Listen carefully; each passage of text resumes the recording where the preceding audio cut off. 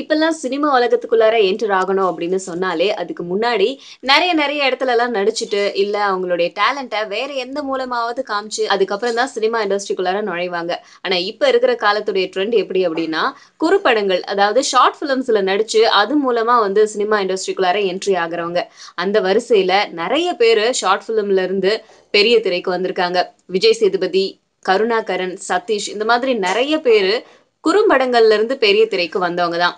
விஜய் சேதுபதியுடைய வருகைக்கு அப்புறம் நெறைய குறும்பட இயக்குனர்கள் பெரிய பட இயக்குனர்களா மாறியிருக்காங்க. நெறைய குறும்பட இயக்குனர்களுக்கு கால் ஷீட் குடுத்து அவங்கள ஒரு கௌரவமான இடத்துக்கு கொண்டு போயிருந்தாரு விஜய் சேதுபதி அப்படின்னு கூட சொல்லலாம்.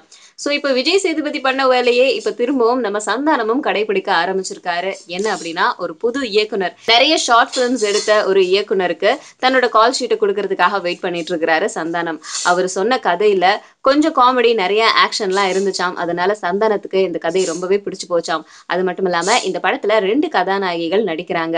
2 கதாநாயகிகள் யார் யார போடலாம் அப்படின்னு பார்த்தா, இவர் கூட ஏற்கனவே நடிச்ச கண்ணா லட்டு தின்ன ஆசையா அப்படிங்கிற படத்துல நடிச்ச விஷாக்காவும், வல்லவனுக்கும் புல்லும் ஆயுதம் படத்தோடைய ஹீரோயினும் 2 பேரையும் வந்து 2 ஹீரோயினா போட போறாங்க. அந்த படத்துல இவரு ஹீரோவா நடிக்க போறாரு. ஆனா இதுக்கு முன்னாடி வல்லவனுக்கும் புல்லும் ஆயுதம் படம் நடிச்சு முடிச்ச கையோட பிவிபி நிறுவனத்துக்கு தான் அடுத்த படத்த நடிச்சு குடுக்கறதா சொல்லியிருந்தாரு. ஆனா திடீர்னு இப்படி ஒரு மாற்றம். இதுக்கு காரணம் என்ன ஏது அப்படின்னு நமக்கு தெரியல. ஆனா சந்தானத்த கேட்டா படத்துடைய கதை எனக்கு ரொம்ப பிடிச்சிருக்கு அப்படின்னு சொல்லியிருக்காரு. சோ இப்போதைக்கு லிங்கா படத்துல நடிச்சிட்டு இருக்கிற சந்தானம் அத தொடர்ந்து இந்த படத்துல நடிப்பாரு.